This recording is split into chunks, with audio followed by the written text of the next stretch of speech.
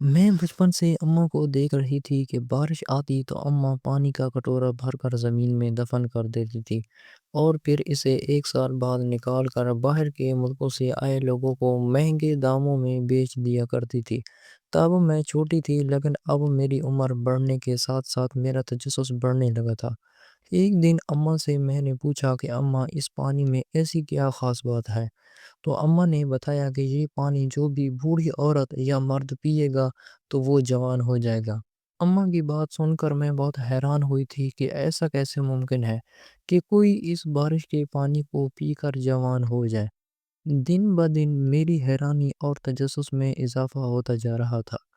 آج بھی موسم کا یہی کچھ حال تھا۔ کالے بادل آسمان پر پھیلائے بیٹھے تھے۔ میری سماعت سے برتنوں کے کھڑپڑ کی آوازیں آ رہی تھی۔ یقیناً اماں کٹوری ڈھونڈ رہی تھی۔ برتنوں کی آوازیں میرے کام میں خلل ڈال رہی تھی۔ میں کتابیں بند کرتی اٹھی اور کمرے سے باہر آ گئی۔ اماں کیوں شور کر رہی ہیں آپ؟ میں نے ہاتھ کمر پر ٹکائے تانگ کر کہا تو اماں نے اپنا کام چھوڑ کر میری طرف دیکھا اور بولی، مجھے وہ کٹوری نہیں مل رہی جس میں پانی ڈال کر رکھنا ہے۔ اوہو اماں، تو کسی اور میں ڈال کر رکھ لیں۔ کتنے برتن ہیں باورچی خانے میں؟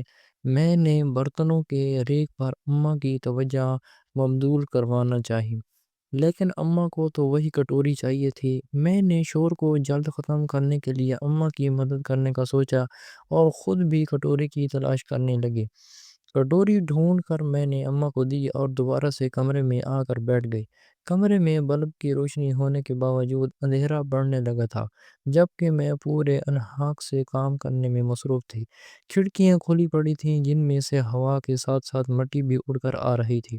میں بار بار مٹی کپڑوں سے جھاڑے ہوئے کام کر رہی تھی۔ دیکھتے ہی دیکھتے باہر بارش شروع ہو چکی تھی اور ہوا میں اڑنے والی مٹی زمین پر آنے لگی تھی۔ برتن اٹھا کر میں نے کمرے کی کھڑکی سے دیکھا۔ اماں کٹوری پکڑے صحن میں جا رہی۔ اماں کے کپڑے بھیگتے جا رہے تھے، لیکن وہ پھر بھی کٹوری کو بھی بھرنے میں لگی ہوئی تھی۔ جب کٹوری بھری گئی تو اماں نے بارش رکنے کا انتظار کیا۔ جب بارش رکی اور مٹی نے پانی پی لیا تو اماں گھر کے پچھلے حصے میں گئی، جہاں کا فرش مٹی کا بنا ہوا تھا۔ اماں نے وہاں پر چھوٹا سا چھت بنایا ہوا تھا، جسے وہ اس جگہ کو گیلا ہونے سے بچانا چاہتی ہو، لیکن پانی تو پھر بھی وہیں چلا ہی گیا تھا اور اب تو سوکھنے کے قریب تھا۔ میں اٹھی تو کمرے کی دوسری کھڑکی کی طرف آ گئی۔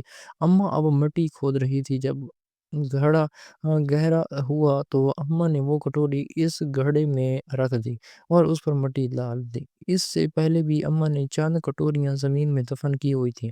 میں نے گردن گھمائے دیوار پر ٹنگے کیلنڈر کی اور دیکھا چاند ہی دنوں میں باقی کٹوریاں بکنے والی تھیں۔ میں واپس کرسی پر آ کر بیٹھ گئی تھی۔ اماں کی کٹوری سے ملنے والے پیسے پورا سال بھی اگر استعمال کیے جاتے تو کام نہ پڑتے تھے۔ اماں کٹوری دفن کر کے اندر آئی اور کپڑے تبدیل کرنے کمرے میں چلے گئے۔ اتنے میں باہر پڑا فون بج اٹھا۔ فون مسلسل بج رہا تھا، لیکن اماں اٹھا نہیں رہی تھی۔ چاروں نہ چار اٹھ کر مجھے ہی باہر جانا پڑا۔ باہر آ کر میں نے میز پر پڑا اماں کو فون اٹھا کر دیکھا تو کلائنٹ کالنگ آ رہا تھا۔ پہلے تو میں نے کال اٹھانا مناسب نہ سمجھا، لیکن پھر مارے تجسس کے میں نے فون اٹھا لیا۔ دوسری طرف ایک شخص انگریزی زبان میں کچھ کہہ رہا تھا، جس میں وہ مشکل سمجھنے کی کوشش کر رہی تھی۔ اماں نے فوراً فون میرے ہاتھ سے جھپٹا اور بند کر دیا۔ اس اچانک ہونے والے حملے سے میں ایک دم بوکھلائی تھی اور اماں کو دیکھا تھا۔ اماں پوری آنکھیں کھولے مجھے یوں دیکھ رہی تھی جیسے ابھی سالم نکل جائے گا۔ کتنی بار کہا ہے کہ میرا فون مت پکڑا کرو، اماں نے سختی سے مجھے بولا تھا۔ اماں، وہ کب سے فون بج رہا تھا اس لیے اٹھا لیا، میں نے بے چارگی سے کہا اور کمرے میں آ گئی۔ مجھے ابھی بھی اپنی پشت پر اماں کی نظریں محسوس ہو رہی تھیں۔ کمرے میں بیٹھی میں اماں کی گفتگو سن رہی تھی۔ اماں فون پر بات کر رہی تھی، پھر اماں نے فون بند کر کے رکھ دیا۔ اماں یہ پانی بھلا کیوں باہر سے آنے والے لوگوں کو بیچتی تھی؟ اس پانی میں ایسی کیا خاص بات تھی کہ بوڑھی لوگ جوان ہو جایا کرتے تھے؟ کیا اماں جادو ٹونا کرتی ہے؟ بارش تو باہر کے ملک بھی ہوتی ہے، تو ان کو یہاں کا پانی کیوں چاہیے؟ میں مسلسل سوچ رہی تھی۔ اگلے روز میں کالج سے واپس آئی تو ڈرائنگ روم میں اماں کے ساتھ چند لوگوں کو بیٹھے دیکھا، جن میں دو عورتیں بھی مردانہ لباس میں ٹانگ پر ٹانگ چڑھائے بیٹھی تھی، جبکہ اماں ان کے سامنے سنگل صوفے پر بیٹھی تھی اور صوفوں کے درمیان وہی پیالہ پڑا تھا۔ میں اندر جانے کے بجائے کھڑکی سے سارا منظر دیکھتی اندر اپنے کمرے میں آ گئی اور کپڑے تبدیل کر لیے۔ اماں ابھی بھی مہمانوں کے ساتھ بیٹھی تھی۔ میں کپڑے تبدیل کرتی کمرے کی کھڑکی کی طرف آئی اور کمرے کے عقبی حصے کو دیکھا۔ جگہ جگہ سفید چاک سے دائرے بنے ہوئے تھے۔ میں دائروں پر نظریں جمائے کھڑی تھی۔ کمرے کے بند دروازے کے باہر سے مجھے بوٹوں کی آواز آ رہی تھی۔ لگتا تھا کہ مہمان جا رہے تھے۔ میں نے غور سے دائروں کو دیکھا اور کھڑکی بند کر دی۔ مجھے ہر صورت وہ کٹوریاں دیکھنی تھی، لیکن یہ سب اماں کے سامنے کرنا ممکن نہیں تھا، کیونکہ اماں نے مجھے سختی سے گھر سے پچھلے حصے میں جانے سے منع کر رکھا تھا۔ میں کھڑکی سے باہر کا منظر دیکھ سکتی تھی۔ اماں ان لوگوں کو گیٹ تک چھوڑنے جا رہی تھی۔ گیٹ کے پاس آ کر ماں نے ایک عورت سے مصافحے کے لیے ہاتھ بڑھایا اور پھر گیٹ کھول کر ان لوگوں کو باہر تک چھوڑتی خود اندر آئی اور گیٹ بند کر دیا۔ اماں کے چہرے پر چھائی روشنی سے لگتا تھا کہ اماں کی ڈیل ہو چکی ہے۔ میں پردے برابر کرتی کمرے سے باہر نکلی اور اماں کو دیکھا۔ اماں نے بھی مجھے مسکرا کر دیکھا تھا۔ اماں لگتا ہے ڈیل ہو گئی پکی؟ میں نے سوالی انداز میں اماں سے پوچھا تو اماں نے اس بات میں سر ہلایا اور باورچی خانے کی طرف چلی گئی۔ میں نے بھی اماں کے پیچھے پیچھے باورچی خانے تک آئی اور دروازے پر ہی کھڑی ہو گئی۔ اماں برتن سمیٹ کر سنک دھونے کے لیے رکھ رہی تھی۔ ویسے اماں آپ یہ پانی ان لوگوں کے لیے کیوں نہیں دیتی؟ میں نے تجسس سے پوچھا تھا۔ میرے سوال پر اماں کا ہاتھ تھما تھا۔ انہوں نے گردن موڑے مجھے دیکھا اور پھر دوبارہ سے برتن دھونے میں لگ گئی۔ برتن دھوتے دھوتے اماں نے مجھے کہا جا کر اپنی پڑھائی کرو۔ اماں تو میرے سوال کو نظر انداز ہی کر گئی تھی۔ میں ناک چڑھاتی اندر آ گئی اور کتابیں لے کر میز پر آ گئی۔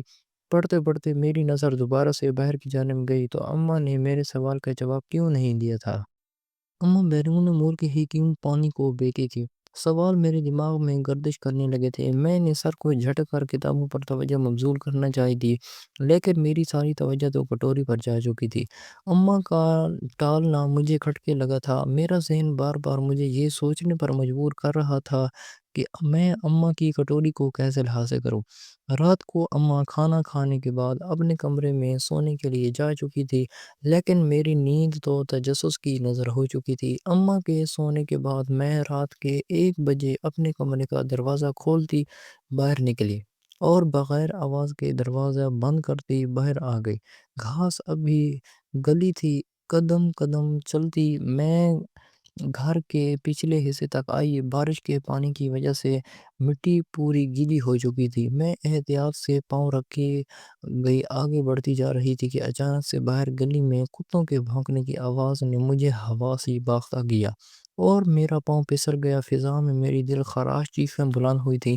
میں پاؤں کو پکڑے اماں کو پکارے جا رہی تھی۔ میری چیخیں سن کر اماں بھاگی بھاگی گھر کے پچھلے حصے میں آئی تھی اور مجھے سہارا دے کر اٹھایا تھا۔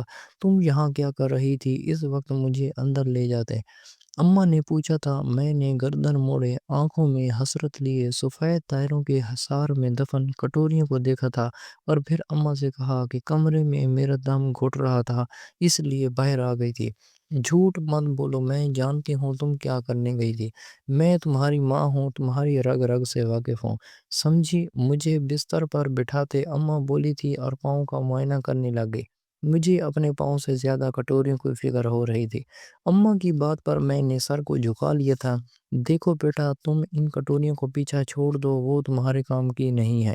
میں آج پھر پیار سے سمجھا رہی ہوں، بہتر یہی ہے کہ تم سمجھ جاؤ۔ اماں نے پاؤں پر دوائی لگا کر مجھے کہا اور خود اپنے کمرے میں چلی گئی، جبکہ میں کھڑکی سے باہر اندھیرے میں ڈوبے ہوئے حسین کو دیکھا اور پھر لیٹ گئی۔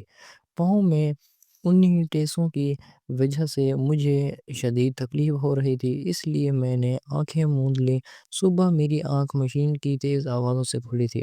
میں آنکھ ملتی اٹھتی اور کمرے سے باہر آ گئی۔ مشین کی تیز آواز میں میری آواز بڑھتی چلی جا رہی تھی۔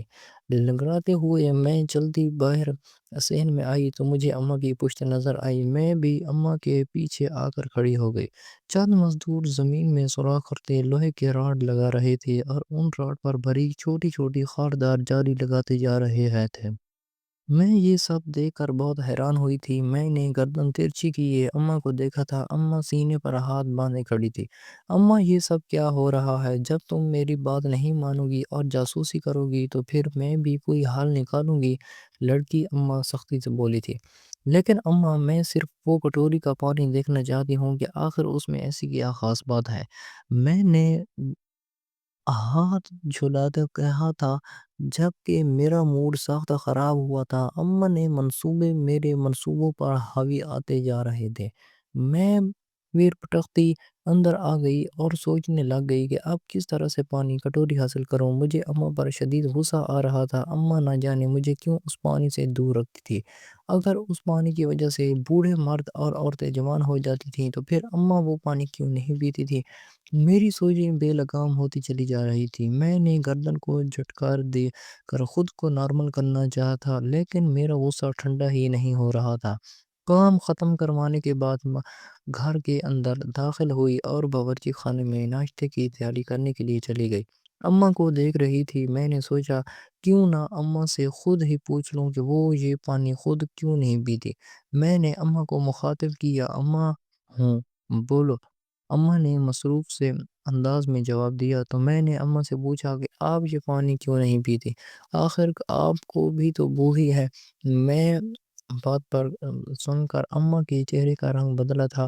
اماں کے کام کرتے ہاتھ ایک دم درد سے تھے۔ میں اماں کے چہرے کا بغور جائزہ لے رہی تھی۔ میں نے دیکھا کہ اماں نے بے تاثر نگاہیں اٹھا کر مجھے دیکھا اور ٹھنڈے انداز میں کہا کہ ہر جگہ اپنی عقل کا استعمال مت کرو۔ میں نے اماں کا یہ انداز پہلی بار دیکھا تھا۔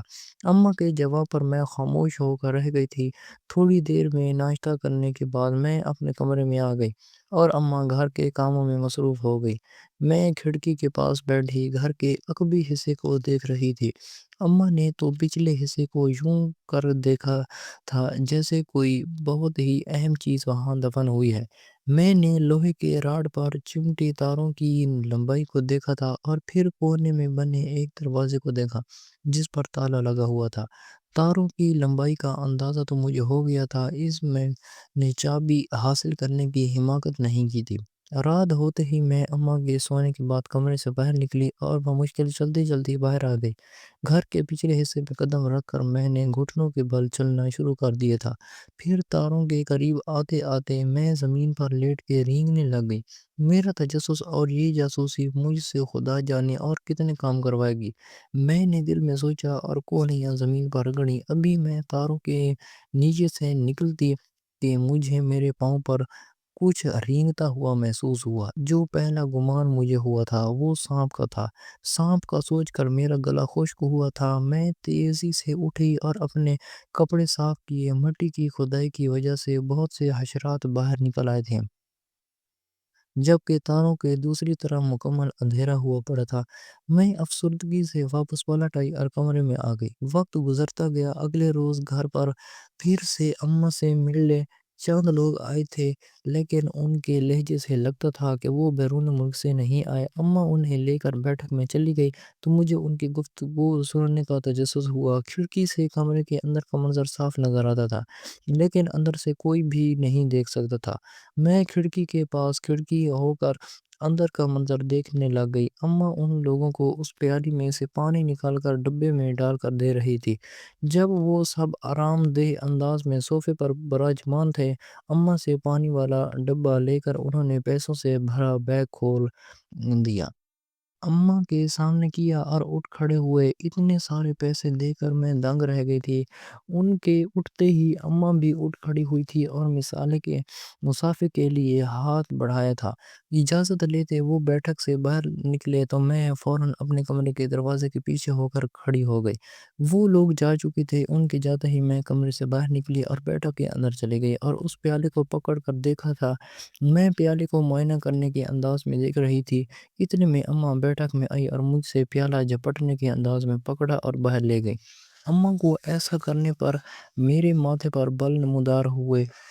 اچانک سے مجھے اپنے ہاتھ پر کچھ گیلا سا محسوس ہوا تھا۔ ہاتھ ناک تک لے جا کر میں نے سونگھا تو مجھے لگا کہ میرا پورا معدہ الٹ جائے گا۔ عجیب سی بو تھی۔ مجھے حیرت ہوئی کہ پانی سے کیسے بو آ سکتی ہے۔ مجھے میرا اماں پر شک ہوا کہ کہیں اماں کچھ غلط تو نہیں کر رہی تھی۔ پانی میں ایسی کیا خاص بات ہے کہ لوگ اسے مہنگے داموں میں بھی خریدنے کو تیار تھے؟ بھلا پانی پینے سے کوئی جوان ہوتا ہے؟ اچانک سے میرے دل میں خیال آیا، کیوں نہ میں بھی یہ پانی پیوں؟ میں فوراً اماں کے پاس گئی اور ان سے کہا، اماں مجھے بھی وہ پانی پینا ہے۔ میری بات سن کر اماں ایک دم سے غصے میں آئی تھی اور مجھے سختی سے ٹوکا کہ میں اس پانی کو ہاتھ بھی نہ لگاؤں، کیونکہ وہ پانی صرف بوڑھے لوگوں کے لیے ہی ہے۔ اماں کی بات سن کر میرا چہرہ لٹک گیا تھا، لیکن میرے دماغ کا فتور یوں کا توں تھا۔ میں نے سوچ لیا تھا کہ آج نہیں تو کل صحیح میں یہ پانی پی کر ہی رہوں گی۔ رات کا رات کا نہ جانے کون سا پہر تھا جب مجھے باہر کچھ گھر چننے کی آواز آئی۔ میں مندی مندی آنکھیں کھول کر اٹھی اور کھڑکی تک آئی۔ مجھے باہر ایک حویلا سا نظر آیا تھا۔ رات کے اس پہر ہمارے گھر میں کون ہو سکتا ہے؟ کہیں چور تو نہیں آ گئے؟ یہ سوچ کر ہی مجھے ٹھنڈے پسینے آنے لگے تھے۔ اس سے پہلے میں شور مچاتی مجھے ہاتھ میں بریسلٹ چمکتی نظر آئی۔ یہ تو اماں کی بریسلٹ تھی۔ اس کا مطلب باہر اماں تھی، لیکن وہ اس وقت کیا کر رہی تھی؟ میں نے آنکھیں چھوٹی کیے بغور دیکھنا چاہا تھا۔ اماں زمین پر کھود رہی تھی۔ اماں کے پاؤں کے پاس ایک کٹوری پڑی تھی۔ مجھے حیرت ہوئی کہ آج تو کوئی بارش نہیں ہوئی، پھر اماں زمین کیوں کھود رہی ہیں؟ میں نے دیکھا کہ اماں گھڑے میں سے کچھ نکال رہی ہے، اور وہ چیز دیکھ کر تو میرے اذان خطا ہو گئے تھے۔ میں نے چہرہ کھجاتے اماں کو دیکھا، وہ گڑھا بھر رہی تھی۔ پھر اماں اٹھی اور مٹی سے اٹے ہاتھوں کے ساتھ اپنے چہرے پر آیا پسینہ خشک کیا۔ چاند کی روشنی میں اماں کے چہرے پر عجیب سی وحشت تھی۔ مجھے اماں کو دیکھ کر خوف سا آیا تھا۔ میں تیزی سے کھڑکی سے ہٹی اور بیڈ پر آ کر بیٹھ گئی۔ میری آنکھیں مارے خوف کے پوری پھیل چکی تھی۔ میں بار بار کمرے میں نظر دوڑاتی دیکھتی جا رہی تھی۔ ایسی وحشت میں نے اماں کے چہرے پر کبھی نہیں دیکھی تھی۔ میری بقیہ رات جا کر گزری تھی۔ صبح میں اپنے کمرے سے دیر سے باہر نکلی تھی۔ اماں صوفے پر بیٹھی ٹی وی دیکھ رہی تھی۔ اماں کی نظر ابھی مجھ پر نہیں پڑی تھی، اس لیے میں دبے پاؤں چلتی باورچی خانے میں آ گئی اور پانی کی بوتل سے منہ لگایا۔ آج میرے کچھ مہمان آئیں گے، تم کمرے میں ہی رہنا۔ میں نے پشت پر اماں کی آواز سنی تھی۔ اماں کی آواز سن کر میرا ہاتھ لرزا تھا۔ پانی کی پوری بوتل میرے چہرے پر گری تھی۔ بے اختیار میں گھٹنوں پر ہاتھ رکھ چپ تھی۔ اماں بھی پریشانی سے آگے بڑھی تھی اور میری پیٹھ مسلی تھی۔ کتنی بار کہا ہے کہ پانی گلاس میں ڈال کر پیا کرو، لیکن تم تو نہیں سنتی۔ اماں مجھے گھر کو بولتی تھی۔ میں نے اماں کی بات سنی انسنی کی اور پوچھا کہ کب آئیں گے آپ کے مہمان؟ تو اماں نے کہا کہ وہ دوپہر میں آ جائیں گے۔ میں مثبت انداز میں سر ہلاتی کمرے میں چلی گئی۔ دوپہر میں اماں کے بیرون ملک سے مہمان آئے تو اماں ان کے ساتھ بیٹھک میں جا کر بیٹھ گئے۔ میں چپکے سے اپنے کمرے میں باہر نکلی اور اماں کے کمرے میں آ کر اندر سے لاک لگا لیا۔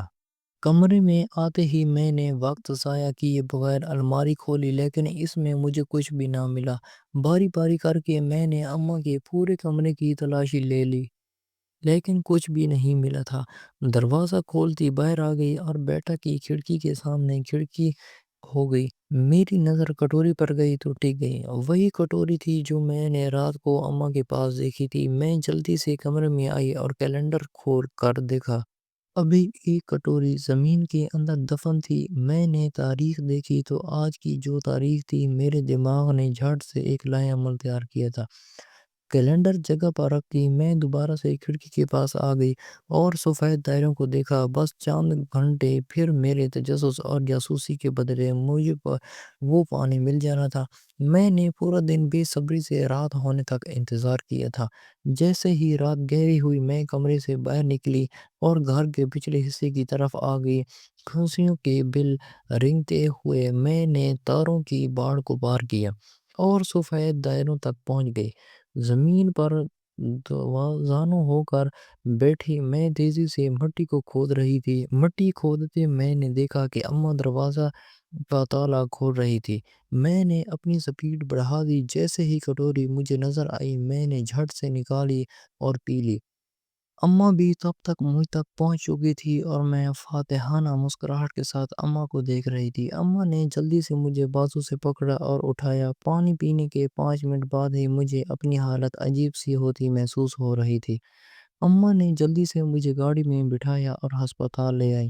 ہسپتال پہنچتے پہنچتے میری حالت کافی خراب ہو چکی تھی۔ مجھے میرا جسم بے جان ہوتا محسوس ہو رہا تھا۔ میرے کانوں کے پردوں کے ساتھ اماں کی آوازیں ٹکرا رہی تھی۔ اماں روتے ہوئے ان ڈاکٹر کو یہ اینٹی ڈوٹ کا کہہ رہی تھی، لیکن انہوں نے سختی سے منع کر دیا۔ اماں نے انہیں پولیس کو سب بتانے میں دھمکی دی تو انہوں نے مجھے اینٹی ڈوٹ دے دیا۔ میری جان تو بچ گئی تھی لیکن میں معذور ہو گئی تھی۔ اماں مجھے دیکھ دیکھ کر سارا دن روتی رہتی تھی۔ پھر ایک دن پولیس کو ذرائع سے اماں کے کارنامے کے بارے میں پتہ چلا تو وہ اماں کو گرفتار کرنے آ گئے۔ اماں نے میرے سامنے سارے جرم قبول کیے تھے۔ اماں نے بتایا کہ وہ ایک گینگ سے تعلق رکھتی تھی جو اسے کیمیکلز بناتے تھے جو دشمنوں کے کارکنوں کو معذور کرتے تھے تاکہ وہ کچھ بھی کہنے کے قابل نہ رہیں۔ اماں یہاں رہ کر وہ کیمیکلز تیار کرواتی تھیں۔ اس میں بہت سا وقت لگ جاتا تھا۔ پھر جب کیمیکلز تیار ہو کر آتے تو اماں اس بارش کے پانی کی جگہ وہ کیمیکلز زمین میں چھپا دیتی تھی کیونکہ وہ کیمیکلز بہت نایاب تھے اور خطرناک بھی۔ اس کے بدلے میں اماں کو بیرون ملک سے آنے والے کلائنٹس بھاری رقم ادا کرتے تھے۔ اماں نے بتایا کہ وہ یہ کام 20 سال کی عمر سے کر رہی تھی۔ پھر شادی ہو گئی اور اسی طرح ایک دن انہوں نے ابا کو خود قتل کر دیا کیونکہ ابا اماں کے سارے راز جان چکا تھا۔ اماں کو پولیس کا خطرہ تھا اس لیے اس نے ابا کو قتل کر دیا اور ابا کی موت کو یوں ظاہر کیا جیسے وہ ایک طبی موت تھی۔ اماں نے اپنے سارے جرم قبول کرنے کے بعد پولیس کو گرفتاری دے دی تھی۔ اب اماں جیل میں تھی اور روز اپنے کیے کو روتی رہتی تھی۔ اماں کے ذریعے سے ان کے باقی ساتھی بھی پکڑے گئے تھے اور انہیں بھی جیل ہو گئی تھی۔ اماں کی اب باقی کی زندگی جیل میں بسر ہونی تھی اور میں کیئر سینٹر میں پناہ لے چکی تھی۔ وہیں پر رہ کر میں نے آن لائن کام بھی شروع کر دیا تاکہ میری خودداری کو کوئی ٹھیس نہ پہنچے۔ میں اگر شادی کا خیال دل میں لے کر آتی تو بھی میں یہ بات جانتی تھی کہ ایک غدار ماں کی معذور بیٹی سے کوئی بھی شادی نہیں کرے گا۔ اس لیے میں نے اپنے دل و دماغ سے شادی کا خیال بھی نکال دیا تھا اور خود ہی اکیلے زندگی جینے کا فیصلہ کیا۔ اب میں اپنے جیسے معذور لوگوں کے ساتھ زندگی گزارتے ہوئے مطمئن ہوں۔ ہم لوگ بے شک جسمانی طور پر معذور ہیں لیکن دل ہمارے باقیوں سے زیادہ مضبوط ہیں۔ ہم میں حوصلہ ہے کہ ہم اکیلے ساری زندگی گزار سکیں اور ہم کسی کو دھوکہ دینے کا سوچ نہیں سکتے کیونکہ ہم خود اپنوں سے ہی دھوکہ کھا کر چکے ہیں۔ اماں کے ساتھ جو بھی ہوا وہ اس کی سزا تھی اپنے ملک سے غداری کرنے کی۔ کیا میری ماں نے جو بھی کیا وہ ٹھیک تھا؟ کیا میں نے اماں کی جاسوسی کرتے وہ پانی پی کر صحیح کیا تھا؟ آپ کے خیال میں جو میری ماں نے کیا تھا کیا مجھے اسی کی سزا ملی تھی یا یہ سب ہونا میری تقدیر میں لکھا تھا؟ آپ کے خیال میں کیا وطن سے غداری کرنے والے کی سزا قید مشقت ہوتی ہے؟